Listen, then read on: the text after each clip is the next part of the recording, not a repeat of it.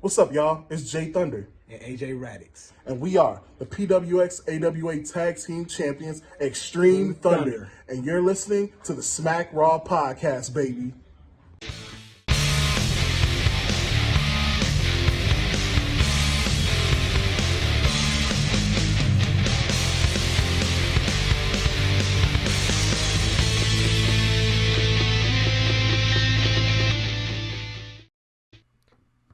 Yo, how's it going, everyone? And welcome to the Smack Raw Podcast, your one-stop shop for all your NXT content, all your WWE news, recaps, pay-per-view predictions. We also cover AEW, but we're not talking about that AEW second-rate show over here. We talking NXT, the best show on Wednesday nights. I am your host, SES Vince. I got the PWX Tag Team Champion, Mr. Jay Thunder himself. What's going on, my man? What's up? It's so good to be back here again today. This is home right here, baby. Yeah. What's up, y'all? Hey, man, it's good to finally have you back on the Smack Raw Podcast, man. It's been like 2 or 3 weeks since we had you on the NXT one, man. It's been forever, bro. We've missed you on here. You're like one of the founding fathers. We need you here for sure. But it's not just the two of us. I also have Arn, the heart and soul of the Wait. I can do it. Mean Jelly Bean Productions YouTube video. Yes. Did I get it? Yeah. 2 weeks in a row. Yes. I had to do the thing where like I stop, collect my thoughts. I'm like, hold up. Yep, here it is. But yeah, like I was saying, Mean Jelly Bean, baby. Mean Jelly Bean. Damn it. Mean Jelly Bean Productions, the heart and soul, Mr. Arn. What's up, my man? Not much. It's Mean Jelly Bean, baby. There we go. Check us out tonight. Actually, at midnight, we're dropping some fire ass shit for Valentine's Day. Just a couple of bros having dinner, so definitely check that out. Oh, for sure. We'll drop a link. We'll drop a link to that video in this video, and the link to the YouTube channel as well. Remind me to do that. Send me a DM, or make sure I don't forget. Post production wise, but let's get talking to some NXT. In case you haven't, guys, realized we are a pro wrestling podcast. We are talking NXT tonight, and we cover SmackDown, Raw, AEW. We're gonna do a predictions episode too, so stay tuned for that. That should be dropping Thursday or Friday afternoon. That'll be dropping then. Quick YouTube video, nothing too crazy. All right, but with that being said, let's get talking some NXT overall, guys. Let's give it a letter grade, like A to F. Like what can you give this episode? I'll start with you, Arn. Go with a B plus A minus. I mean, it was a go home show, and I think it delivered everything that you're supposed to have in a go home show, hyping up your pay per view.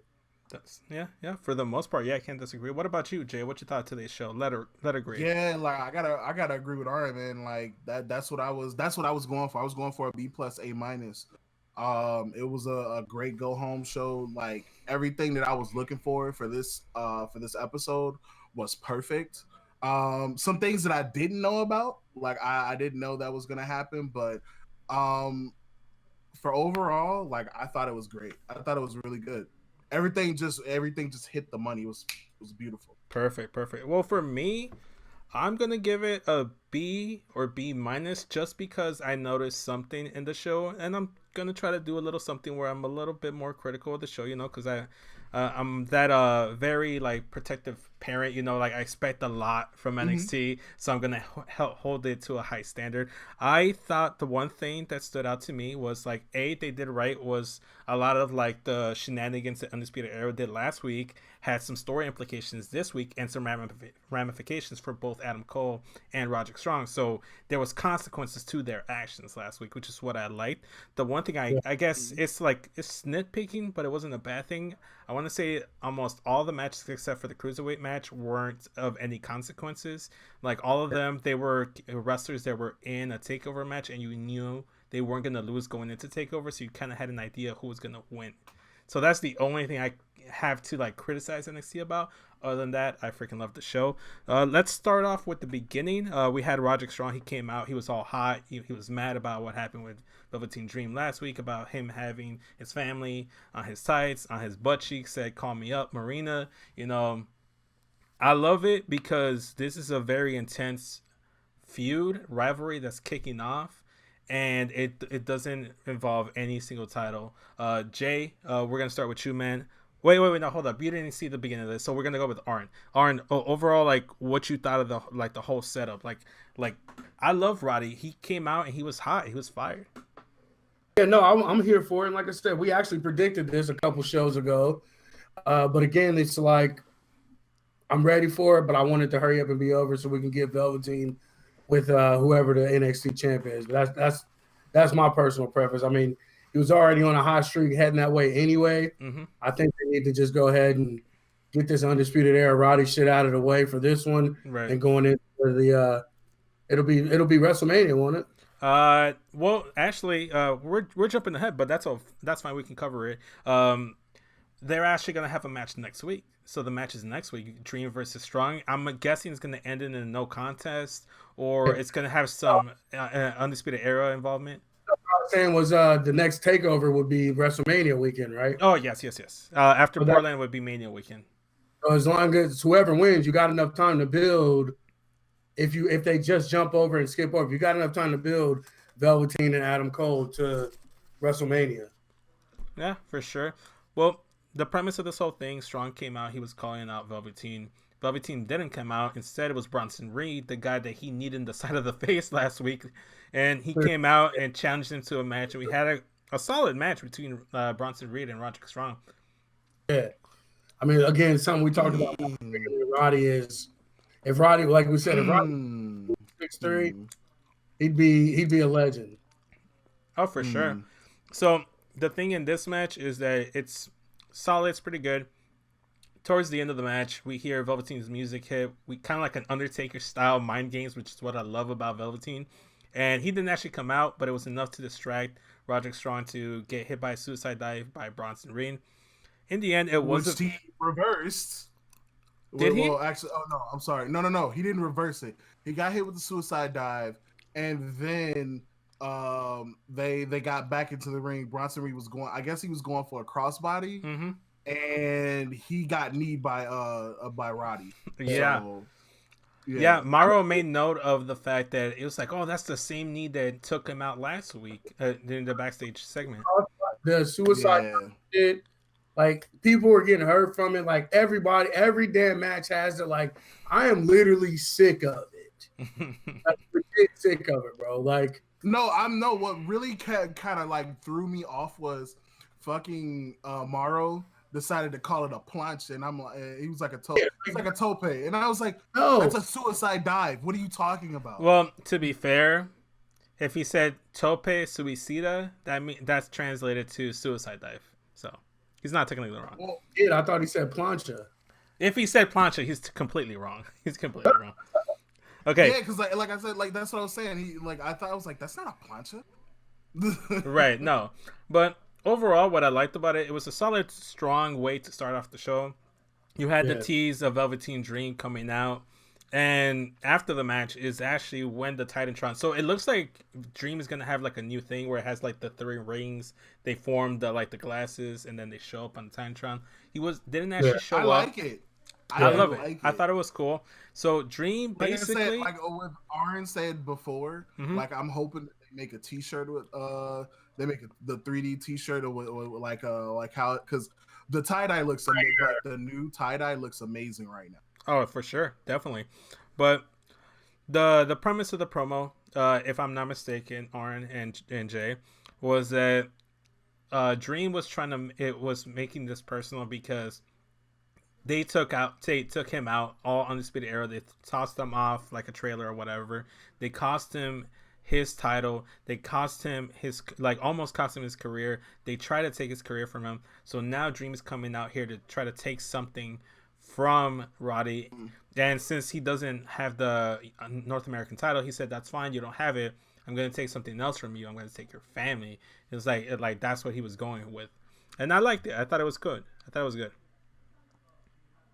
Yeah, it added a little personal touch to it. I dig it. But again, it goes back to what we've been talking about. It's like a theme we've been talking about the last couple of weeks. Like, that's some heel shit.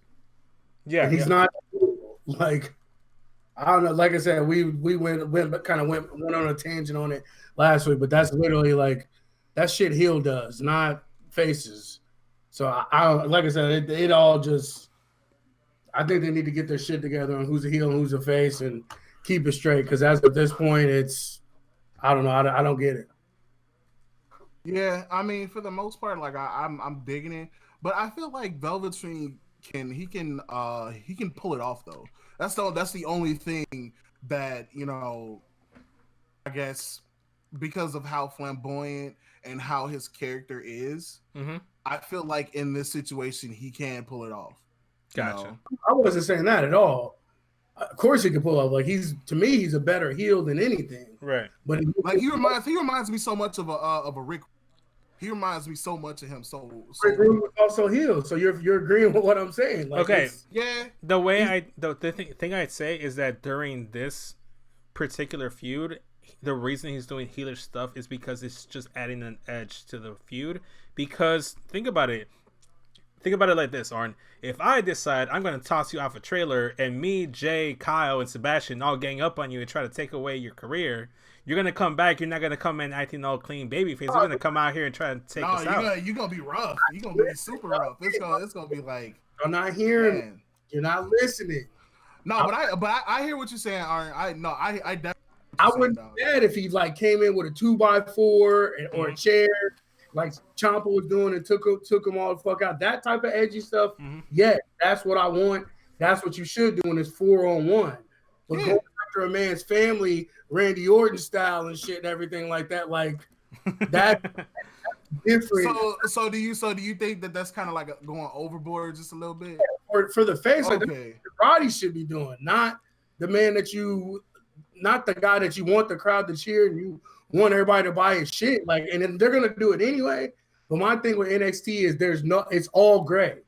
There's no this is a heel, this is a face, except for Finn and Gargano. Those are the only two people you know for sure are heels, and you know for sure Gargano's the face. That's it. Everyone else is literally just splashes of gray. Like there's no like. Well, actually, no. Like what's his name? Cameron Grimes. He's a heel. Yeah, he's a full blown heel. Yeah, but he's a full blown heel. His moves and stuff are not. His moves make you want to cheer for him. Yeah, but I mean, like that's just how NXT is, though. Like, there's no way I'm not gonna. I'm still gonna cheer for Finn because Finn still does Finn shit. That's what he does. But that's the thing. The basis of Finn shit was heel shit in Japan. So you know what I'm saying? Like I get you. I don't care. Like I said, I wouldn't mind if he like the attack on him, jumping him off the top. Like if he had like a baseball bat, like on some Sting shit, anything like that. That type of edgy stuff, like attacking him from behind, I'm with that. But the like going after the man, so you kind of like talking about like kind of the Austin stuff. I guess yeah. But you know what I'm saying? Like because even Austin, like my thing is like if you're a heel, be a heel. If you're a face, be a face. Like I hate this. Yeah, you know what? I'm starting to kind of like get you a little bit, Aaron, because like sometimes. As a matter of fact, me and Vince were just talking about that situation before. We were talking about the whole situation with I think it was Bianca Belair. Yeah. Oh yeah. Bianca Belair tends to come up a lot when we have this kind of conversation. Yeah. Yeah. We'll get into that when we get to the point, but you get what I'm saying. Mm-hmm. Definitely. Okay, so we're gonna move on. After this, we had a quick Broserweights buddy cop type like backstage. Look, stuff. I am loving. Like you know what? Like I said, they're really growing on me. I didn't think that this was gonna be a thing at all. Right. Like I was like, ew. This is are you guys really doing this? But I just love Pete. I love Pete Dunne's expressions. Pete Dunne makes that whole segment amazing. He does. The fact that he doesn't bust out fucking laughing. I wonder how many takes they have to go through. Exactly. Because you cannot tell me that he don't be busting out laughing at Matt. Because I'm telling you right now, that shit is. And the worst part is I'll be looking at Matt. I'll be like, bro, what the fuck are you doing? That's really him. I met him a couple years ago. Like that is really him. Like it's not like you know how the old school guys will say your personality is just turned up to 1,000. Yeah, bro, that's literally him. Like, yeah, like, yeah, bro. Like we're gonna do. No, that's like I feel like that's him. Okay, so they had a total of 3 segments. Normally we'd spread it out throughout the show, but all 3 of them were so gold and they just overlap with each other. I can just dissect all of them. We're gonna talk about all 3, okay? So I'm gonna run down all 3 about 3 of them, and the storyline was basically they're trying to get to take over Portland. Road to Portland. Because they have their giant freaking trophy, and for whatever reason, they feel the need that they have to take that goddamn trophy. So I'm still trying to figure out why they still have the fucking trophy. Like I'm still. I think like, it's hilarious. Are they gonna like cut that shit in half or something? No. They just take it everywhere. Give him 2 trophies, bro. Like Jesus Christ. Like I'm tired of looking at that trophy. You got the trophies. Everybody's getting a trophy at the Saudi show, then they got the trophy. It's trophy season, bro. Get on board, man. Right, for sure. Yeah, but we need one for each, bro. Like, come on now. It's okay. That big ass trophy. What you gonna do with that damn trophy? Come on, man. Right. I think that was a lot of the purpose of it too, for it to be like a third man in their crew. Yeah, and that's how Matt was treating the trophy. It was like it's you, it's me, and it's a trophy. You know, he's like the 3 of us. He didn't say like it's just you and me. It's like us 3. We have so. The way I liked it is that they were trying to get there through a rental car or something, and they get pulled over by a cop, and then Matt's like, "Hold up, bro, let me do the talking." They cut back, and apparently Pete Dunne was driving without a goddamn license because like they almost got into a fender bender. That's why they got pulled over. He drove without a license, and he's like, "That's the last time I'm ever gonna let you do the talking." And then you can see their car gets towed. I'm like, "So now how are we gonna get to take over Portland?" It's like, don't worry, bro. I'm gonna find a way. The next segment we have, they're in the boat, and you're thinking, damn, they're gonna like canoe that bitch to Portland. You're gonna canoe to Portland, oh, right? My God. And it turns out it's just one of those like swan boats, and they're like pedaling and shit, and they have the boat, they have the trophy in the boat, and then Pete's like, "This is your plan to how to get to Portland?" And he's like, "No, bro. I'm just thinking this. This is what I do to collect my thoughts and think." So it was just literally him brainstorming ways to do it. And throughout this whole thing, he's just paying over to Pete Dunne, and he's literally looking at him like, "You fucking idiot." He looks at him like, "Man, I'm so done with you. Like, why are we a tag team?" Shout out to Florida weather in February. Oh, for sure. So then, so then the third and final one, we see that they're like, man. With hold up, Jay. Vince, wait, hold on, Vince. What do we have right now? we got snow, motherfucker. That's what we got. Hey man, it was like fucking like 60 degrees over here in Chicago in December, so we were bound to get like a bunch of snow. Fam, no, like, so what was it? What was it like last week? It was like last week we had a 40, 50 degree. Y'all keep I'm not that far from only like 6 hours, bro. We had and then it poured down raining here today. Yeah. Oh my God. Hell no. Well, okay. we got the frozen stuff. Y'all got the rain. We got the snow. So right. So then the final like Broserweight segment was they're at like a plane station or whatever. They're out there. They have a private plane. Pete's like, "You got a private plane?" He's like, "Yeah." I'm like, "How'd you get that?" "Don't worry about it, bro." He's like, "Hey, I have an idea. Why don't you get into the cockpit or whatever, what was he calling it? I forgot what Matt Riddle was calling it, but he was calling it something where you put your luggage, but he was saying it in an English accent. And every time Pete's like, "Stop saying the boot." The he boot. Was like the boot. Yeah, he's like, "Pete, why don't you get into the boots?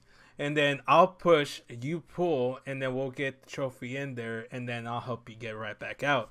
So they go ahead and put the trophy inside. I freaking love it. And then he just starts like looking around, like, and he starts smiling. He gets inside the boots, and then he closes it up. I'm like, wait, what? No, he pushes Pete Dunne. He pushes him more into the. So then they both go into they go inside the luggage area, and he closes it. He's like, "Matt, whose plane is this? Whose plane is this?" And you're like, "Who fucking plane is this?" Lo and behold, Triple H coming into frame. I freaking loved it, man. I loved it. I thought it was good. My 3 favorite wrestlers in one place at one time. Yeah, man. I love it, man. It was very comical. It's perfect. I really hope they get the tag titles. Portland, man. Yeah, man. Portland, man. I really do hope they get the tag titles on Sunday, man. I really hope so. But this was a new for NXT too. These vignettes like this and like some comedy shit too. Mm-hmm. Like, cause everything's always so serious with them. Like, this is like kind of branching into a new territory, and I'm digging it. I'm digging it. It felt Like, very similar to this how is they the were stuff. using the Street Profits to me.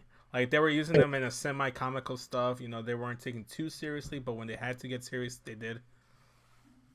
This is the situation that NXT like needs. Like besides with all the action and everything that's going on, like this is what's really making it like a plus show. This is a must see show. Mm-hmm. You Right. know? All right, so let's move on to the next match. We had Dakota Kai versus Candice LeRae, if I'm not mistaken. Overall, it was a very solid match. You know, Candice LeRae is one of the best women's wrestlers out there, if not one of the best wrestlers, period. I still feel like they need to give something to her character-wise for her to resonate more with the mainstream crowd. Dakota Kai, I had a feeling she was going to win. I mean, she has the TakeOver match. Candice LeRae doesn't. One like what I was saying earlier at the top of the show, they had a Like lot I said, of. I'm loving this new Dakota Kai. Like it's a nice fresh thing. I just hope that they don't drop the ball on her. Okay. Like, So Arn, we're 3 months into this Dakota Kai heel turn. Arn, to you, how are you feeling about it? like I'm where Jay is. Like I told you, like I love Dakota Kai. I love Tegan Knox.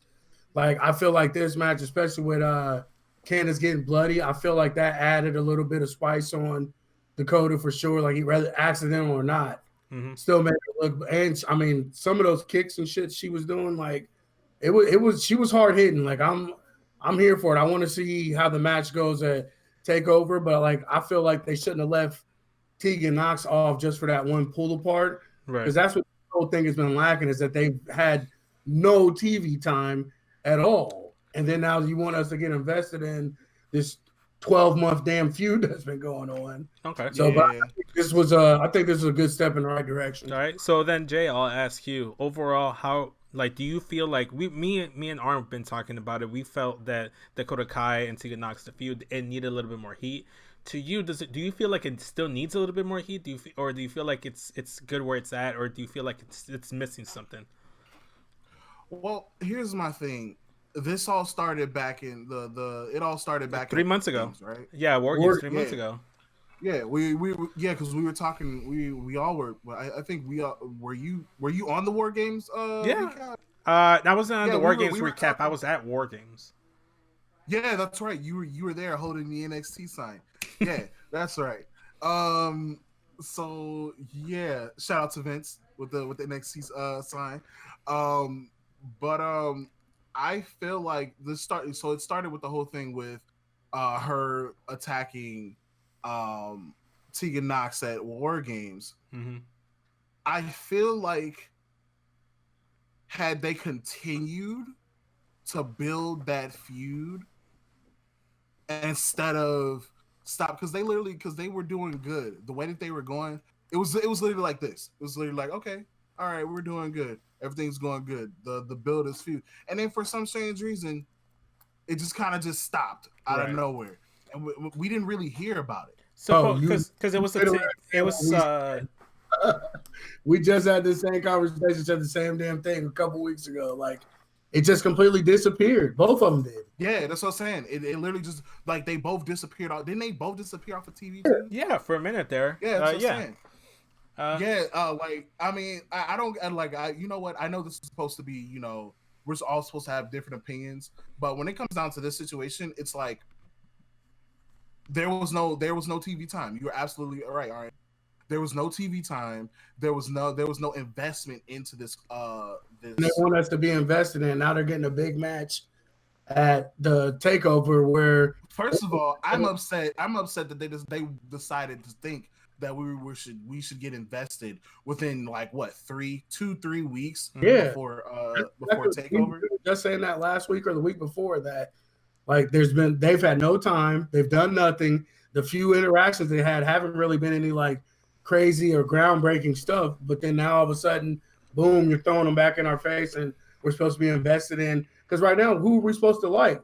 Tegan Knox is supposed to be the face, but we haven't seen her. We don't know shit about her except for she blew out her knee in Dakota Kai. That was the case. I would have rather have had a feud between Mia Yim and Dakota Kai. He said that probably would have worked. That probably would have worked so much better. You need to go back and watch the shows, bro, because we said the exact same shit, bro. Like it's crazy. Like I don't know. I like. You know what's funny, Arn? I think we are slowly. I think Jay's slowly exposing himself as to the fact that he doesn't actually listen to the show now that he hasn't been on it. We see how you roll, Jay. We see the support you don't show us. First of all, you need to stop. You need to stop. Second of all, it's been kind of hard for me lately because you got a job after everything now. When you can't make it to the show, you still got life. So sometimes I can't listen to the show, but that's not saying hold on. That's not saying that I don't listen to the show because I love you guys and I support you guys no matter what, whether or not I'm on the show or not. You get a pass because you got that championship belt. It's all right. Yeah. We'll forgive you because you're a champion. I appreciate it. We'll forgive you because you brought that title. For once, being a champion actually helps. To the show. Okay, now what we need to do is we need to get you an Eddie Guerrero shirt. So, and one of these days we all collaborate and we all wear the same shirt. See, I'm gonna have to buy 2 of those because one of them I'm cutting the sleeves off of, and the other one I'm gonna actually just wear normally. Bro, I just got an idea. I'm gonna see if I can make you an Eddie Guerrero Scarface like shirt, but that says Jay Thunder, so that can be your like cutoff shirt for your ring. That'd be fucking dope. I would wear that every single day.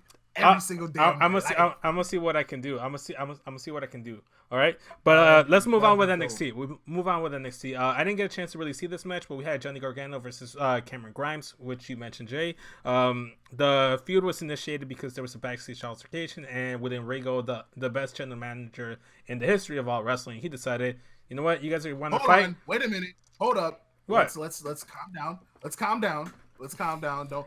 He's in NXT. I don't know about way back when in the Attitude Era. So I mean, they weren't chill really out. like GMs during the Attitude Era. The GMs really came during the Ruthless Aggression Era with Eric Bischoff and Paul Heyman. Not necessarily. He was a commissioner. So technically, he still could run. He still ran the show. It didn't matter. He was able to run the show, and he was able to fire people and hire people. So either way, that's still somewhat of a GM. So you can't knock that. Maybe for the throwback. Let's go. Oh my gosh. Okay. You know what, Jay? Can you just let me hype up NXT? Let me gas it up. I'm just trying to make people believe. No, don't get me wrong, dog. I'm gonna let you. Okay. I'm gonna let you gas it up. Go ahead. Okay. So Wheeler and Regal decided to make this match. They had a backstage altercation. Arn, I'm gonna pass this over to you.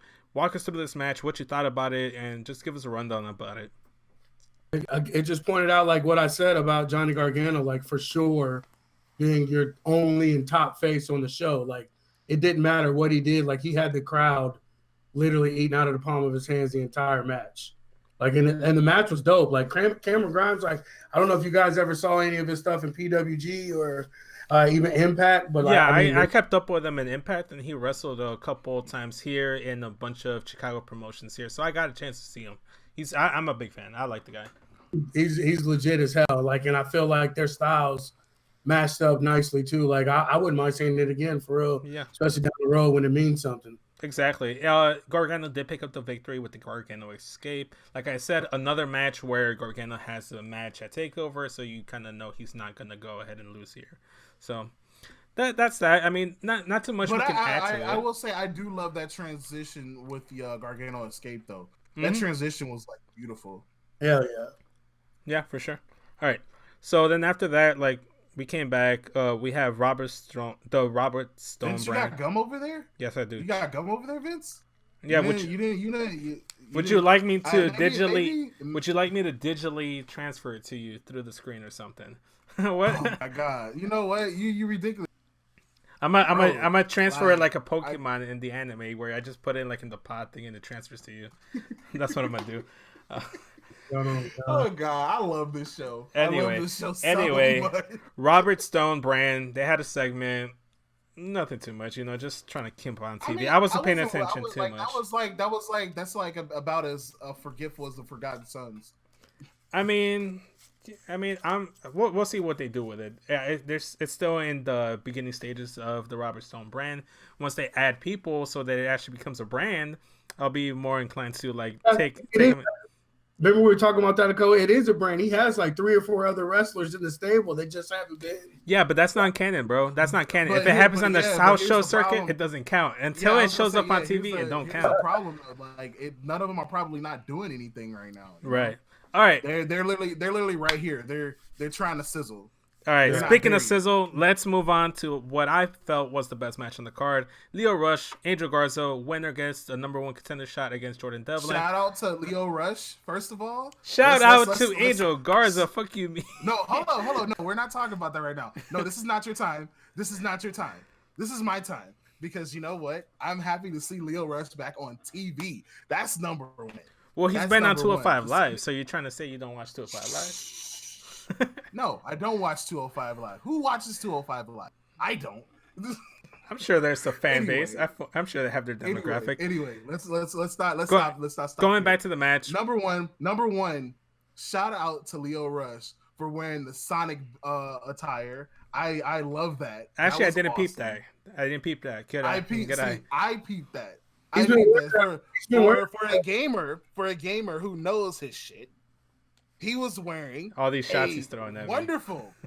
He was wearing a wonderful blue tie. Wearing that for like the red shoes, the red bottom shoes to match. So he actually looked like he actually did his thing. Yeah, he's been wearing that for a few months now with the red shoes and the blue attire. Yeah, man, it's nothing new. It's nothing new. I mean, I didn't catch on. I didn't catch on to the fact that it was Sonic themed, but I liked it. But if you want to talk gear, think about it. I just saw it for the first time and I caught it. Okay. Well, I saw it for the first time and I caught it. Bravo, sir. So that means Vince, gamer game up, man. What's going on? You're a gamer just like me. What's going on? Step your game up. You work at GameStop. Come on. Okay, I'm sick of you throwing me under the bus. Let's move on. We were speaking about gear. Oh no. There's more. Oh, okay. More. Let's move on. Let's move on. No, hold up. One more. Shout out to Angel Garza. Okay. I don't know if you saw in the beginning of the match. He literally looked at Lio Rush, and he was like, "Oh, it was kind of like that. Oh, we're matching? No, I'm not gonna match with you." Takes off his pants. So that's actually where I was trying to get to. Is I love the fact that the pants played a story into the story of the match, because that's how serious Angel Garza took the match. He's like, enough of these games. No pant game. I'm going in there 100% serious, and it added credibility to the match. They've been in. This is like what, their 3rd or 4th match. This is their 3rd or 4th match. So the intensity is there. They know each other. They know what they got to do to one up each other. Overall, like I said, I thought it was the best match on the card. I was surprised by the result. You know, maybe that's me being biased, but considering the fact that Angel Garza, it's because of the fact, you stand. Exactly. You are a stand. Exactly. Okay, so that's what I'm saying is that I know that I'm probably biased here, so that's why I was like expecting him to probably win, but I'm not surprised. I like that Lio Rush got that win here. He picked up the win on that quick sneaky roll up. I love it when matches. Lio Rush some credit, man. Yeah. Jesus. No. I love Lio Rush. I know you love Garza. That's like your brother. That's like your father right there.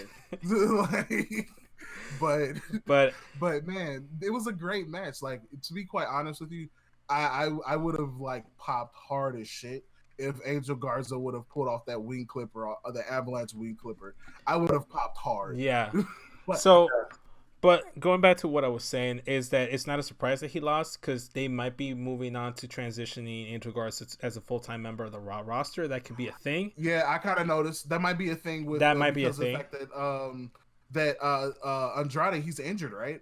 No. No, he got suspended. He got popped for smoking or like doing lines of cocaine with Ric Flair. That's what he got popped with. But okay, before wait, give me a second. No, give me a second. What? People still do that in wrestling? It's a joke, man. It's a joke. I didn't think it was gonna pop you that hard. No, you had me. Okay. You had me, because I was thinking to myself, I was like, people still do that? No, okay. People still do that in wrestling? Before we move on from this match, Aaron, give us your take and what you thought of the match itself, but also the post-match confrontation with Devlin. The match itself, I mean, like you said, it was definitely the best match of the night. I mean, the two of them together, their chemistry is just next level shit. Like, I could literally watch them wrestle every week. I mean, everything they do, even the spots that they have done before in their matches, it still feels new and fresh every single time. Even though, like y'all said, this is like their third or fourth match. So, and then like I said, y'all gonna see some shit from Devlin. Like I know you guys aren't hip to the NXT UK brand that as much as I am, but you're gonna see some shit on TakeOver with Devlin because I'm telling you, Devlin. No, don't get me wrong. Like you know what, that match with him and Breeze, I was actually I was put on notice. Like Right. I was definitely put on notice. Like he is really good. He's got a lot of potential For sure. The one thing that I'm just thinking about right now, another reason why that matchup makes sense is because Devlin's a wholehearted heel. Angel Garza, even though he's over with the fans, he's a heel. The only clean babyface here is Leo Rush, so it makes sense that they pair up Rush with Devlin, and then you add the whole Angel Garza. He's probably gonna move on to Raw permanently. Maybe we'll see what happens. Maybe he starts a faction with Selena and Andrade. Love to see it. But overall, I'm excited. The promo, Devlin sold me on the promo. I'm keeping my eyes out for Devlin. I'm gonna see what the guy got. We'll see. So moving on, we had before we went to commercial, we had Keith Lee versus Dominik Dijakovic video package narrated by Mark Henry, like basically talking about like the impact of the big men in wrestling and how these two guys taking it to the next level and revolutionizing what it means to be a big man in the modern wrestling scene. And I loved it. He sold me on the match, and they were basically saying this is the end of the Dijak Lee story. So we're gonna get a conclusion and a final resolution. There's the last one, and I'm glad we're finally gonna get it at a takeover like it should be.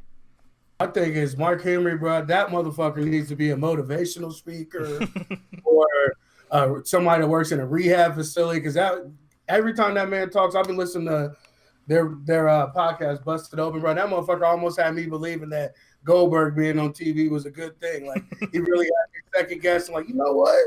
Maybe Mark Henry's ass is right. Right. Like he talk. you ain't never heard Mark Henry, man. Like, I heard him talk, but I mean, like when he's behind something, because he's definitely WWE to the core, no matter what. Mm-hmm. So when he gets behind, like he never talks bad about them at all. He will literally shine that turd up like a motherfucker every chance he gets. Like he actually had me believing, like, man, I do want to see Goldberg wrestle. Like, no, I don't. After I was over, like, I want to see that motherfucker on my screen. And Mark they need to start. That's what Mark Henry needs to start doing. That's where he at. That's where it's at. I get him in a sweat rag, bro. Like you had him under them hot ass lights. He was sweating, bro. If you go back and watch that man was sweating bullets when they were showing this. Like somebody dabbed that man's fucking head off, bro. Had him out here listening. Okay, so overall, I'm sold on their match. I love the Mark Henry like touch of him narrating the whole video package. I'm sold on it. Another person I'm always sold on, and I think the majority of the wrestling community is Bianca Belair. She had I'm just gonna say it, a squash match against Santana Garrett. I love Santana Garrett. I've seen her a couple times here in Chicago. She's out here. She's enhancement talent, man. It's a squash match. Again, another match I knew that was gonna happen. I didn't think it was gonna be a squash match, but the big part of here was Bianca cutting the promo. Go ahead, Arn. I'm gonna let you go ahead and like run down the gist of what the promo was and like talk through the segment. Actually, to be honest, I missed this part of it. Oh, did you? Okay. Well, here's the whole set. Well, since he missed it, since I watched it. There you go. That's what we're here for, man. We're here to pick up the slack. Well, we're a team. So the situation happens after the match. Bianca pretty much talking all the nonsense about how Rhea Ripley is not looking towards her, and it's kind of like thinking she's gonna just swat her out of the way at NXT Portland. Mm-hmm. And then here you go, Rhea Ripley comes out. She does her business, and then they get into it. And what I was surprised by is that Bianca Belair hit the KOD on Rhea Ripley.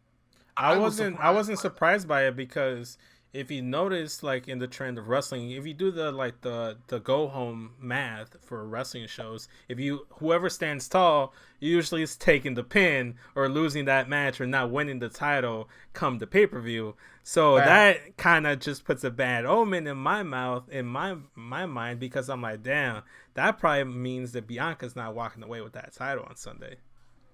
Well, here's my thing. That's not always the case, though.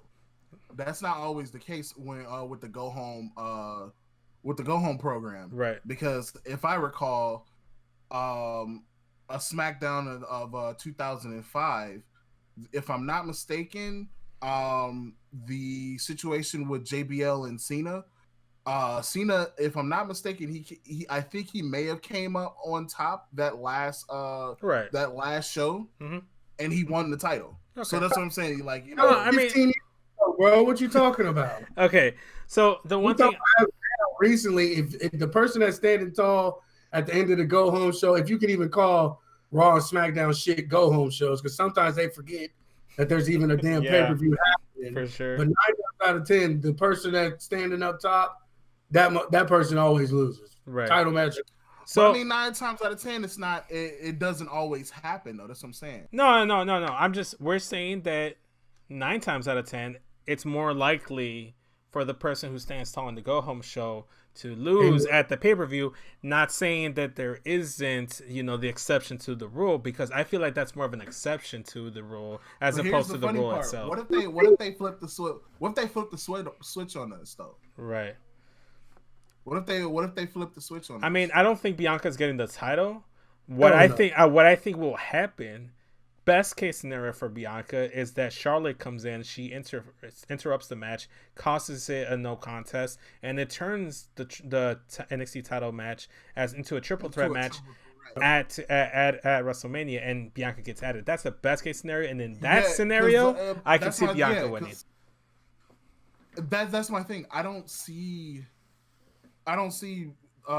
Bianca taking another L off of a championship match. Right. Like, I just can't. I can't see it right now. I don't know. She's too hot. That's all I'm saying. She's just too hot right now. She's not too hot. And they've showed you clearly that they put the other 2 women in front of them, bro. She's not. You can tell me. I'm booking it right here. She's never gonna. If she wins the NXT championship, I'll be surprised. I think that me personally, I think that she's gonna do better when she gets called to Raw or SmackDown, because she'll be a different animal completely, and there's not so many people there. But as of right now, Rhea Ripley's going to have that belt at least the rest of this year.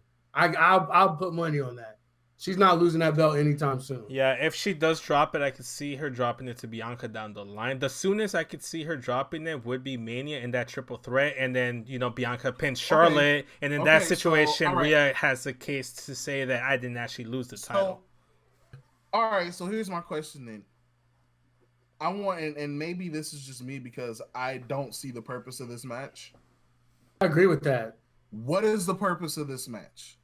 There is none, and I think that they kind of got. I think that they kind of got hot-shotted into putting Bianca in the Royal Rumble, her doing her thing in the Royal Rumble, and I don't think that they paid attention to what actually was going on in NXT. So then that kind of puts you in a box where you got this woman who did her fucking thing, broke all these records. The world is talking about her. But then you got to put her up against your hot-shotted new young chick that you want to be the face of the company and brought over from England to be the face of the company. I think that they shot themselves in the foot with that shit and put themselves in a box to where now they're in a lose-lose situation, because you got Bianca, who's fucking on fire. Right. Every fucking podcast you listen to, everyone's talking about her, but you forget right before the Rumble, who was everybody talking about and saying is the next big thing? Rhea. Shayna. People were talking about Shayna being the big name in the Rumble, and Bianca outshined Shayna. Exactly, and that's what I'm saying. I don't think they were paying attention to what Bianca had going on in NXT, and they screwed up, and she caught fire, and now they're like, all right, shit, what do we do now? Because I agree with you. There was no point in this match if you're going to do what you did for her. I mean, but there's no, but here's the thing though. I don't see the point between that match and this match that's going to be happening. At Mania. I agree with you. Like, why would you put your 2 hottest people against each other now Why wouldn't you save this shit for Mania? You put Rhea in something with somebody else, Dakota Kai, somebody else, let her beat the shit out of him. Keep building up Bianca, and then you have a fire ass Mania takeover match. It's because you know what happened. Because I don't see the purpose of Charlotte going against Rhea Ripley right now. There's no purpose of her being in that match with Rhea. I love it, and I think it's going to be an awesome match. But like you said, like to me, none of this shit has any. There's no point or no rhyme or reason to it at all. All right, so we're gonna cap that convo right there. I very strong points by both of you guys. I agree with your points. I do think that this might end up being a stopgap match that helps build on to that triple threat match should that happen. If it's just a situation where Bianca loses, then that hurts Bianca a little bit. Hopefully she comes up to Raw where like her husband Montez Ford is at, and you can help build on that weak Raw women's division. Because no offense, Raw and SmackDown have the two of the weakest divisions, like the two weakest divisions out of the three brands. So she actually talked about that on Corey Graves' podcast Monday. Actually, she talked about wanting to go to Raw because then she can spend more time with her husband, and she feels like she can help the roster out on that side. She immediately catapults herself to the Asuka Becky Lynch level the minute she gets to Raw. The minute she gets there. Yeah. All right. So let's move on to a guy who I don't want to talk about that often is Tommaso Ciampa. I'm gonna say it. Yeah. I knew you were gonna. I'm not feeling Ciampa anymore. I'm not feeling Ciampa anymore. You came to the dark side finally, bro. So you came to the dark side. I'm gonna say this. I don't dislike Ciampa, but I don't care enough about Ciampa to be invested in his program currently. So he had this. So maybe it's just me being biased and really loving Kushida because that was the main event. It was Kushida versus Adam Cole, and it was set up because Undisputed Era attacked Kushida. Again, love that there's like reason and motives for these matches to happen, and there was it carried over from last week's episode. But maybe it was because I'm like, oh, you know, like the Bianca stuff, you know. The whole Rhea Bianca stuff ended, and I'm like, okay, so there's still like maybe like 33 to like 27 minutes left on the show, you know, give or take with entrances. They might be able to go out and put a banger out of match. Then we come back and we have this whole goddamn 5-minute like video package of Tommaso Ciampa talking about his struggles. I'm like, bro, I don't care. Yes, you didn't lose the title. You technically didn't lose the title. You got stripped. But how am I going to feel sympathy for you when there's so many people that have gone through that? Like, they played the same stuff. Like, I'm sorry. You just don't get my sympathy. If you were Johnny Gargano, you get my sympathy. If you were like Finn Balor, like back when he lost it on his Universal title. I was about to say, he doesn't get my sympathy right now. You would have he just gets it because of the fact that he's cool right now. That's right. all. So no. I'm just saying that Finn, like when he lost, he had to strip had to get his title stripped. That when he got his shoulder injured, I had sympathy for that. When Seth got injured, I don't know what it is. Again, maybe it was like I really wanted that Kushida and Adam Cole match to start already, and I didn't care about this. I was like, can you get to the point, my man? Can you hurry the goddamn shit up? And I'm like, what was the point of doing that whole thing for me to get invested in you when, first off, I know you're not getting that goddamn title. So that's another reason maybe I'm not invested. But two, I'm like, bro, I just don't care about you right now. I'm trying to watch some Kushida. I love me Kushida. I love me some Adam Cole. I just want to get to this match. And then by the time the entrances and stuff got done, they had maybe like 20 like maybe like 20 to like it was like maybe like 18 or 16 minutes before like the top of the hour. And again, with the little time that they had, Kushida and Adam Cole put on a solid match. I really loved that. I thought it was a really fun match. And they played up the fact that what was the injury that Kushida was working on? It was his hand, wasn't it? It wasn't his hand because he broke his hand. Oh, that's okay. That's why he was out. Okay. Then he came back.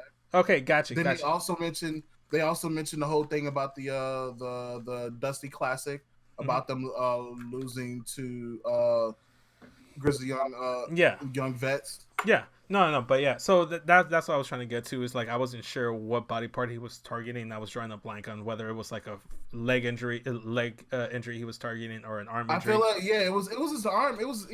It's like his hand. I think he had like a broken hand, and I think that was it. Yeah. So I think that's what it was. He was working on the whole thing. He was trying to get the hoverboard lock, and overall, like I said, fun match. You guys, what you thought of the match?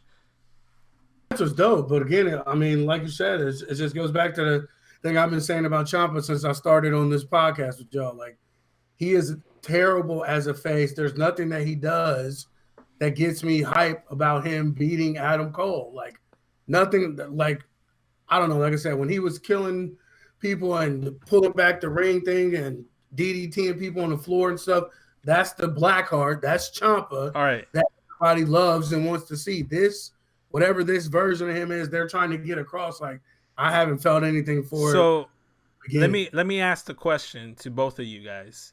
I felt like when he initially returned, I was geeked. I was for it, especially he was targeting Adam Cole.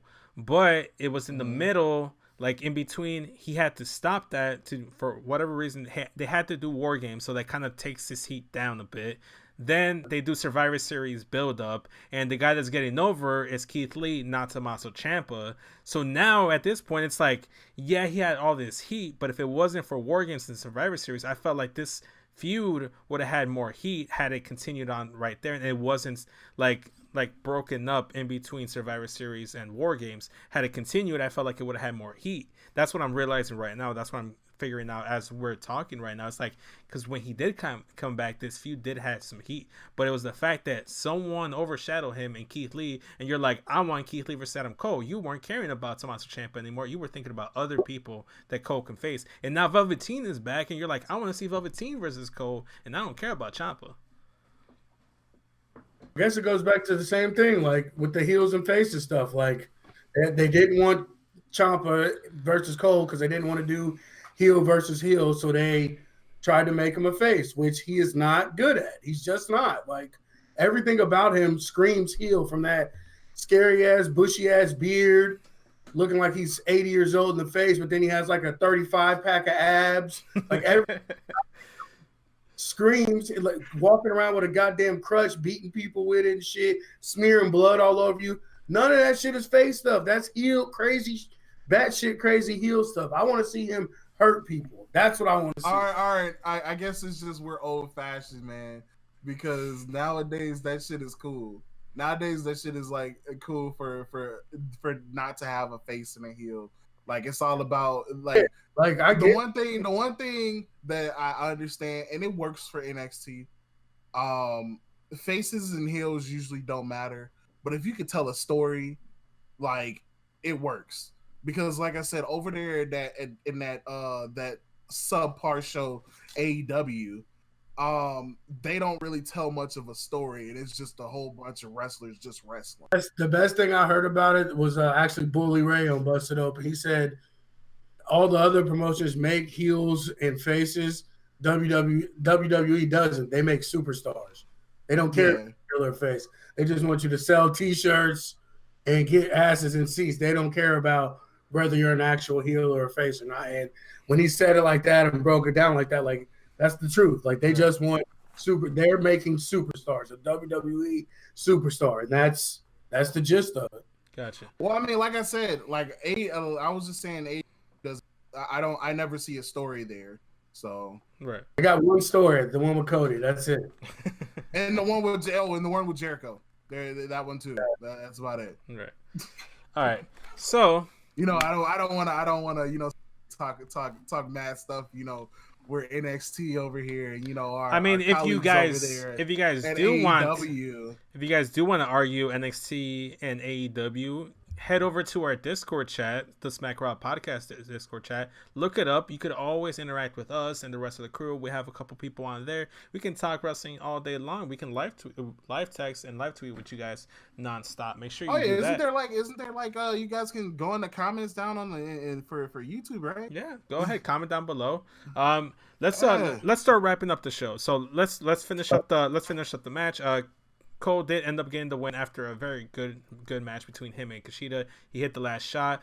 Afterwards, Ciampa comes out. He takes his goddamn time. Again, maybe I'm just like hating on the guy at this point, but he takes his goddamn time to get into the ring just to do a face-off with him and Adam Cole, and that was it. That's how the NXT show closed off. It was whatever, man. Yeah, it didn't.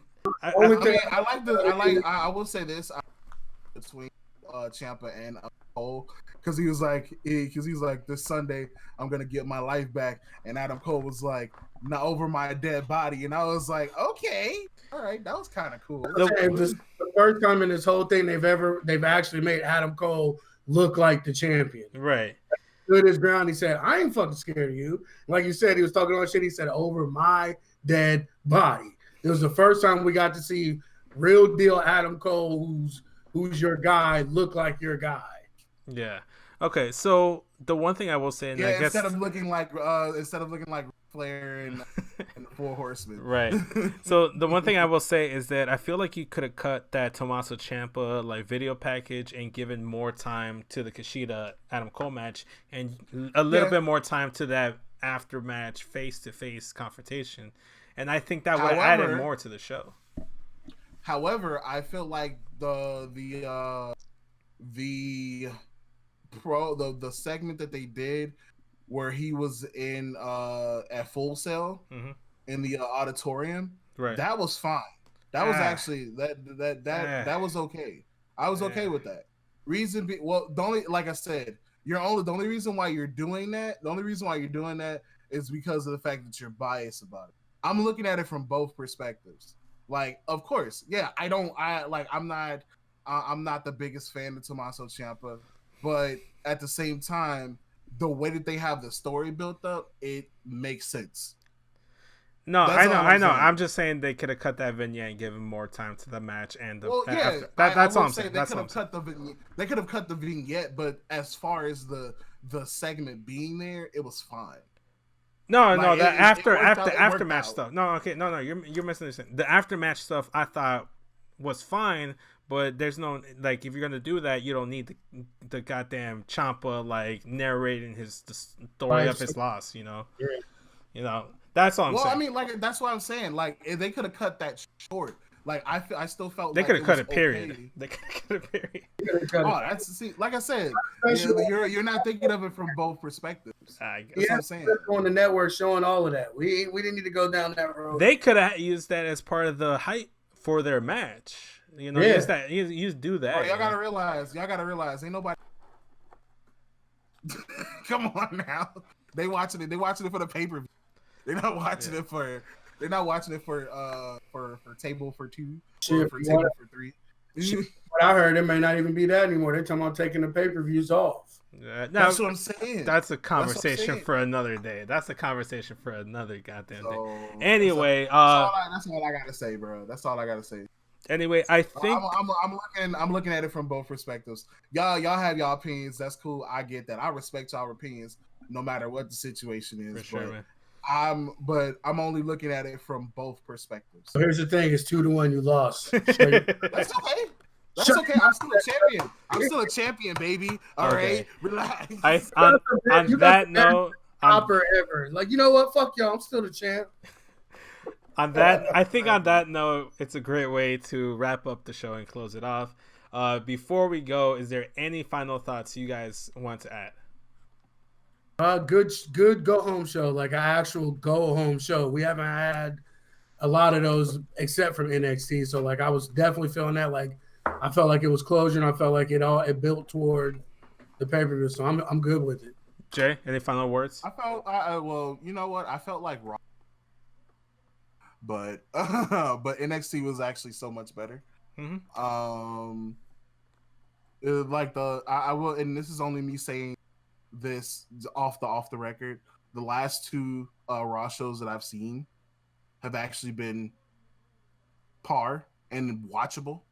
So they've been getting better. They've been getting better. Yeah. But overall, this go home show before TakeOver, it works out so much better. Like everything went smoothly. Of course, you guys don't like the whole Ciampa situation, but either way, like with everything in general, everything still worked out for sure. So, All right. Guys, I also wanted to let you guys know, if you guys want to, you guys can see the championship match that I have. Hopefully Vince over here, my man over here, or if he's over there, or he's up here, or he's down here, wherever he is in my area. If he's over there somewhere, just I'm gonna, hey buddy, can you put the link down below so they can? Yeah, for they sure. can see? We'll put a link to Jay's PWX Tag Team Championship win. We'll put a link to Arn's YouTube channel, Mean Jellybean Productions, and we're gonna add the link once it's uploaded to the newest video to it. And then also make sure you check out the AEW podcast if you like AEW. It comes out around the same time. If you're on YouTube, go ahead and give this video a like. Comment down below, hit the subscribe buttons, help us get to 100 subscribers so we can stop plugging it. I'm tired of plugging it. If you're listening to us on Apple Music, give it a 5-star rating and give it a review, because it helps the algorithm. I'd personally go on Spotify. That's my favorite. I know where you go, bro, but I have to play the Apple Music stuff because there's no rating or review on the Spotify version. It's only on Apple Music. So if you're on Apple Music, make sure you give it a 5-star rating and give it a review. It helps out the exposure of the show and helps us get it into more homes. Guys, just download it on Spotify. It's not hard. Download it wherever you consume your podcast. We're basically everywhere. And follow us on Twitter at SmackRobPod. I'll let you guys go ahead, fight over who plugs their stuff. Okay, yeah. All right, well, guys, like I said, if you can, my man over Vince, he could help us out by putting the championship match that I won, this wonderful thing here. I'm hoping if my man over here, my Chicago brethren, can help me out with putting the link down below. We also are having a show, that not for this promotion, but we're having a show for our at CSW where our good buddy Luchasaurus is gonna be there. Oh, there you go. If you want to see some Luchasaurus and you're in the Chicago area, go ahead and check that out. We'll put if you guys are in the Franklin Park area, I'll put a link in the description for the Facebook. We got a nice little Facebook. Yeah, we're also on Facebook. You find us on Facebook. We're on Facebook. You're welcome. There you go. There you go. You plug your Twitter and your Instagram real quick. Let them know where they can find you. You can find me for both Instagram and Twitter. You can find me on JThunder2009. For Instagram, it's all lowercase, but for Twitter, it's the J and the T. They're both capitalized. For sure. So, but I just wanted to say that if you guys are in the Luchasaurus will be there. It's February 21st. It's called CSW Dynamite. Yes, so, I love the wordplay. So you guys can come and check it out. Tickets are $15.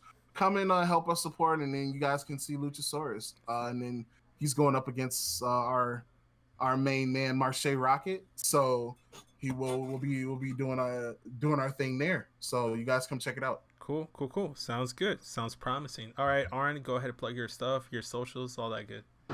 Yeah, you guys can check us out. Definitely hit up the YouTube page, Mean Jelly Bean.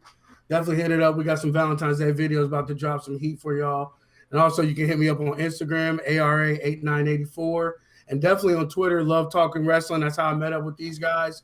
Mr. 8984 or Aaron Real Petty, both on Facebook as well. And also check out the Smacked Raw podcast on Facebook. We got our own Facebook channel now. Mm-hmm. Add us, like, subscribe, all of that shit. You know how it is. For sure. Last but not least, you can find me at SESVince on all social medias. I'm probably not going to add you on Facebook. That's personal. I'm not going to add you there. But I will let you follow me on Instagram and Twitter, and maybe I'll let you get my Snapchat. We'll see. With that being said, that's today's show. We'll catch you guys next week, and stay tuned for this week's SmackDown recap on Friday. And after Valentine's Day, after you're done, hanging out with the missus, you're out. You can kick back, relax on the couch, and listen to the podcast for this year. Yeah, this is my Valentine for this year. You see this? You see this silver around my my wonderful, Yeah. All right. wonderful side here on my shoulder. This is my Valentine. Also, So, too, guys, we're gonna be dropping a predictions video sometime tomorrow or Friday afternoon. We'll have that on YouTube. I might make that a YouTube exclusive, make it a quick video for you guys, not waste too much of your time. And make sure you and enjoy Takeover Portland on Sunday. And I'll see you guys next week. Later, guys. wait, hold on. Let me just say one thing, guys. I just want to say thank you guys for the support. I appreciate this. This is definitely like just because of the fact that I became a champion doesn't mean that doesn't change any. Like I appreciate you guys' support, Arn, Vince, everybody at the Smack Raw family. Like I appreciate you guys so much, and for you guys that are listening, I definitely appreciate you guys too. Definitely keep it going. You guys stay safe. I appreciate everything that comes my way, and you guys like just I feel the love and thank you. I appreciate it. Olive juice, bro. Olive juice. You know what it is, champ. All right. We'll see you guys next week.